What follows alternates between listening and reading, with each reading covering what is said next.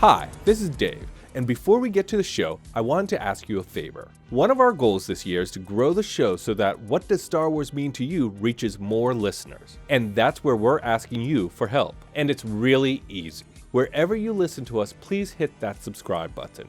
If you're liking the show, give us a 5-star rating and review on the platform you listen to us. We make a lot of fun of the algorithm and the smash that button thing, but it really does help us get noticed by new fans. And if you want to join in on the conversation, find us on social at Star Wars Mean to You. That's Star Wars Mean, the number 2 in the letter U. Now, let's chat some Star Wars.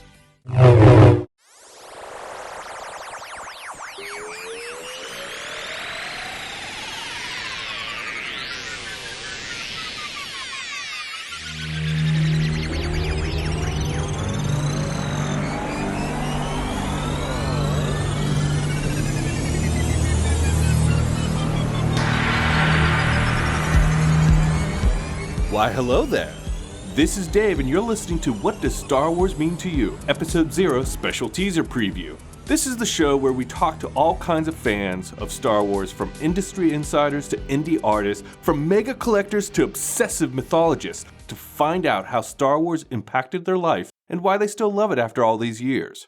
Here's the thing, Star Wars has become so divisive that it's almost impossible to talk about it without starting a hate debate. So let's change the conversation from what is right or wrong with Star Wars to what does Star Wars mean to you? You see, there are so many things about Star Wars to be a fan of, and every fan has their own point of view. You know, like Obi-Wan said, from a certain point of view. So far, I've talked to a lot of people, and I can't wait for you to hear these conversations. Because when you listen to a fan's passion behind that point of view, it can be inspiring, it can be eye-opening, and yes, it can be vexing. But because it's from their point of view, it's not necessarily wrong or bad. Now, this is just a preview of the show. I talk to people for 2 to 3 hours about Star Wars, and honestly, it's the best part of my day.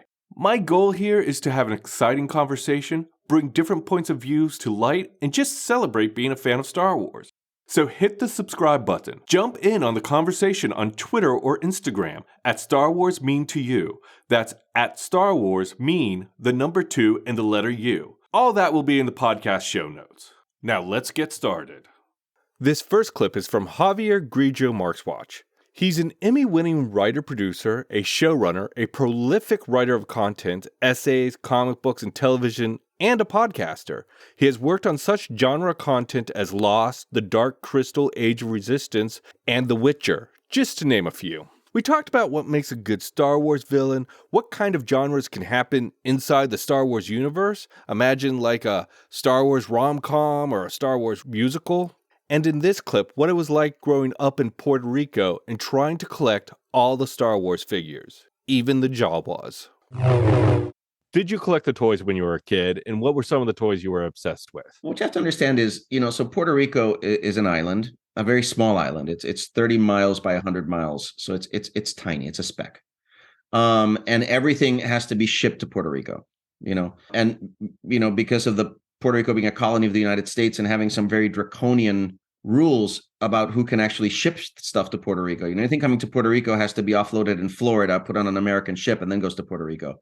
Everything in Puerto Rico is much more expensive, and things like Star Wars action figures were very rare. So to get the original 12, right, was an achievement, in 1978, especially in Puerto Rico. And to get the little base that you could mail order for $3, with the little sliders that made the figures kind of turn in a circle. Like that was, so one of the things that happened in Puerto Rico was the moms had like a phone tree, basically. So if a mom went to like the Kmart near San Patricio Plaza, and saw a death squad commander there, like she would pick up the phone, call the other, get back home, no cell phones, obviously, pick up the phone and call another mom and say, hey, I found the death squad commander here. So you collected them dribs and drabs because they weren't easy to find. And the hardest one to find was the Jawa. There were no Jawas in Puerto Rico. And then finally the Jawas came to Puerto Rico, and it was like a frenzy. So, it's a very strange version of the story, because I was growing up in an American colony with, a certain restrictions on how things got to us. And I remember, and they were hard enough to get. We had a beagle puppy that we got in 78. And I remember there was a day, my parents tell the story to this day. I did not witness this event, but I've heard the story told a billion times. My father is pulling up to our driveway from work, and my mother is just standing on the front stoop of the house with a look of just despair on her face. And my dad comes out of the car and he's like, "What happened?" Thinking somebody passed away or something. And my mom says, "The dog ate Darth Vader." The dog ate my Darth Vader, and it was like a death in the family. I mean, it was not good. Oh, now I feel like I need to send you a retro Darth Vader. I've taken care of that since. Don't worry about that. I've got 3 Grand Moff Tarkins. I'm covered. This is another thing about Star Wars that is just absolute fun. The references. Everybody has their favorite references. This next clip is from my conversation with Jennifer Chapman Gallego, and she's a marketing expert with a geek side. She has worked with such brands as Disney, Marvel, and MGM, just to name a few. And during our conversation, she mentioned that she made 3 Star Wars references just that day, and I had to find out what those were. What were can you tell me some of those references, or what, like the situation or anything? I have a teammate who we always schedule extra time on our meetings to talk about whatever the latest Star Wars thing is. We hadn't talked about Andor yet, so we needed to talk about that. That's been like, we're going to run this meeting 2 hours over.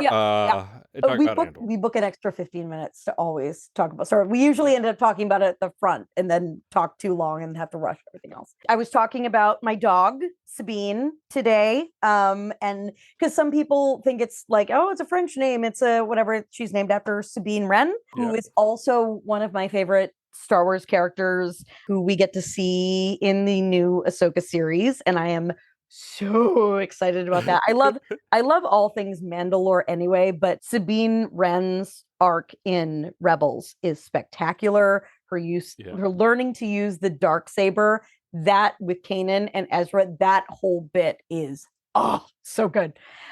And her stuff with Bo-Katan too. And I also love Bo-Katan. It's interesting. I've never really thought about it that most of my favorite Star Wars characters are women. And I never really thought about that before. I'm not usually somebody who is just like, yay, gotta support all the girl power. Not there's nothing wrong with that, but I don't do that consciously. But Ahsoka, Ventress, Sabine, Bo-Katan, and Obi-Wan are probably my top 5. Obi-Wan and Rex are swap out of that other top spot. Anyway, sorry, I digress.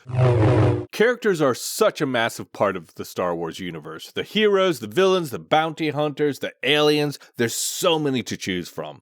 In this clip from my conversation with Dave Sherrill, we talk about his favorite characters. Now, Dave is a novelty artist from Canton, Ohio, who takes unloved thrift store paintings and brings new life to them by adding pop culture icons to the pastoral setting. Think a Bob Ross painting with a perfectly integrated ATST in it. His art has been featured on Reddit, Newsweek.com, Board Panda, NPR, and many, many more places. Here, Dave shares one of his favorite characters and a rather awesome philosophy about victory. And the toys, of course. Yeah. In 1982, I thought I had a lot of Star Wars characters. I went to my friend's house and I was like, holy shit. He has literally like everything. Now I own a vintage store and I have everything. So I'm going to call up Chris Dodd and be like, hey, look, chump. Took me 40 years, but I got there. Did you have a favorite character back then? And compared to that, who's your favorite character now? My favorite toy was the Gamorrean guard, weird pig monster with a big butt and and Gamorrean guards the Rancor was the most exciting thing that I ever saw. Like when I first saw the Rancor, when I still see the Rancor, I'm just like, ooh. It's so big, it's so gnarly. It's got this, it just looks disgusting and scary. Then he kills it and you're like, yes. And he runs. the Rancor master starts crying and you're like, it's his friend. It's the best moment. It's the best moment. I love it so much. I draw the Rancor master every now and then. I just doodle it. His friend consoles him. It's like, yes, and he's like, oh, he says something and so yeah, it's so good. Yeah, I love that that moment that just shows like, oh, even though this is a vicious creature, there's people who care about it. Oh yeah, you're excited that it died, and then you're like, he had a sad day. Yeah, his pet died today. If Tarkin wasn't on the Death Star, that must have been what he would have felt like. Yeah. just sitting in his Star Destroyer, one tear coming down. Like, that was my home. Every victory is sad for someone. One thing I really love about these conversations with Star Wars fans is that there's always a different point of view that surprises me. So when I had a chance to talk to Camila Quinones, I jumped at it. Not just because she was an assistant to Jonathan Nolan on Reminiscence and Westworld, but because she became a fan of the movies when she saw her first Star Wars as a child. That movie was Star Wars Episode 2, Attack of the Clones, and we talk a lot about that. But in this clip, we chat about one of her favorite Star Wars memories. What is your favorite Star Wars memory? Favorite Star Wars memory? I would have to say the one that stands out the most in my mind is this past summer, I had the opportunity to go on the Galactic Star Cruiser. Oh, wow. Disney World Star Wars experience. And it was truly the most amazing thing I've ever experienced, especially if you're a Star Wars fan, because it is how immersive they make it. It truly feels like you are a part of the story and you get to have your place in the story. And the cast members go out of their way to remember your names and talk to you and find you and ask you questions about your Star Wars life. And you're in this like contained environment where when you take an excursion to Batuu on one of the days, you genuinely feel like you're part of this Star Wars world. And I got to do it with some friends that I met online through Star Wars, and we had the best time. And when it ended for the weekend, we were all just so sad. And I remember the final show. They do a final show. I'm not going to give spoilers, but it ends with them shooting off fireworks out into space, which you see through the viewport, and they're playing Star Wars music, and everyone's cheering and clapping, and just like the four of us are standing there just like crying because it was so beautiful and immersive and amazing. So that is my favorite Star Wars memory, easily. That sounds like a spectacular memory. And if I know right, it's a 2-day experience where you don't really leave the experience. Yes, if you want to leave, you can. They're not locking you in. But they're not like, we're in space, you can't get out or else you're going to be in the atmosphere. No, it's so we did it over a weekend. So we checked in on a Friday, and then the end was we left Sunday morning at like 9 a.m. I think. As soon as you're into the ship, they take you to your bunks and you're meeting people, and you can go to the bar, and they have like special Star Wars drinks, and they have sabacc on the table, and people are dressed up. My friend went as a full Twi'lek and was painting herself pink for the entire weekend. And then you're meeting all of the characters, and they just interact. There's stormtroopers who will come up and try and question you. And then you have tasks that you have to complete. You can join the Resistance and help the Resistance, or you can help the First Order. You can be a smuggler. And the food is so good. Some of the best food I've ever had. I know the price is steep, but it is beyond worth it. And I hope every Star Wars fan ever can get the chance to experience something like it. The Disney World Star Wars experience really sounds like a lot of fun. But what about those days before there was a whole section of a theme park dedicated to the franchise? In my conversation with Ben Acker, one of the things we touched upon was ways to interact with the movies back when there was very little to interact with. Ben is the co-creator of the Thrilling Adventure Hour, one of my favorite podcasts, has written for Marvel Comics, and has also written for Star Wars comics. Plus, he and his writing partner, Ben Blacker, co-wrote the Star Wars Join the Resistance series of books. But before he did all that, he had what sounds like a pretty awesome dad. You said you've seen Star Wars, it was like you've always had it in your life. Mm-hmm. What was your day-to-day interaction with Star Wars? Because back then there was the toys and that was about it. You know, now we have like video games and books. There were the toys. There was like book on record set. There was a John Williams score. I feel like I didn't have that. I feel like I had the Superman one on record, like as a kid, not like on a record album. And there was a cookbook. I remember making the sugar cookie in the shape of the Death Star. My father made an R2-D2, pinned the lightsaber on the R2-D2 thing for a birthday party one time. That was great. I don't know how he did it. There was no internet to go, how do you draw R2-D2? He wasn't the kind of guy who did that thing. He was a lawyer from the suburbs of DC, but he made a fantastic, like pitch perfect R2-D2, drew it on a big poster thing, and then lightsabers. I don't know. I had the bed sheets. Yeah. I was all in. Yes. Empire Strikes Back bed sheets because Lando was on them.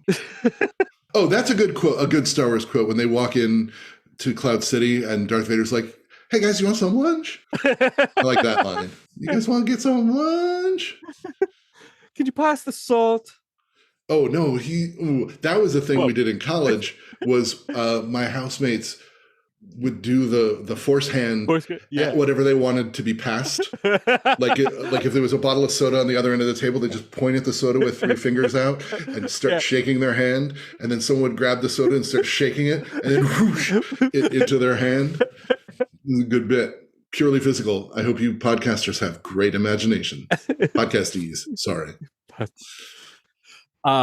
Just so you know, he made the force pull look with his hand, 2 fingers out, slightly crooked, with the thumb out, pointing towards the object he wished to be in his hand. Just Google force hand. Image search. Force hand.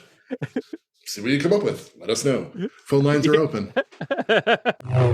The thing about the Star Wars action figure is that it's probably one of the greatest reasons why the franchise is still around today. Because everyone who saw the movie got the toys, and that was able to keep us entertained for like 3 long years between movies. This next clip is from my conversation with JC Reifenberg, and it's all about playing with the toys. JC is a director, a writer, he's worked for Major League Baseball, and is the producer for Kevin Smith's Fat Man Beyond podcast. He and his fiancée are the creators and owners of the famed intergalactic geek bar, Scum and Villainy.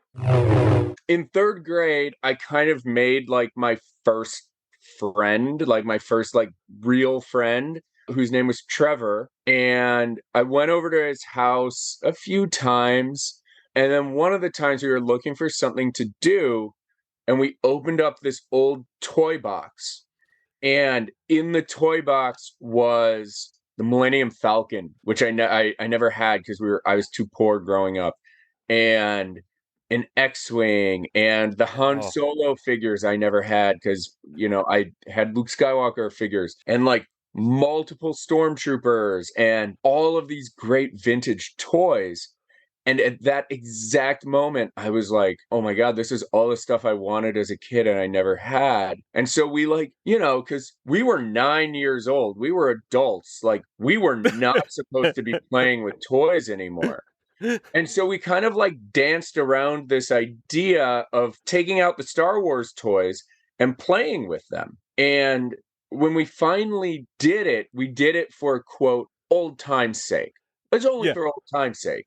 Nostalgia. That we're playing with these toys. Like, we're not losers. And that turned into every Friday, me sleeping over at his house, taking out all the Star Wars toys and having like 2-day long adventures where we made up the story and we did what we had hoped to see. And we were still so young. We didn't know that, like, you know, I remember his older brother, Nathaniel, was like, you know, there's a 4th Star Wars movie, right? And we were like, what? And he said, he was in high school. So he was doing a lot of the high school reading. And he was like, yeah, it's called Cool Han, Luke. It's about Han and Luke's adventures. We were like, what? So we got Cool Hand Luke with Paul Newman. And we're like, this isn't Star Wars, you dick.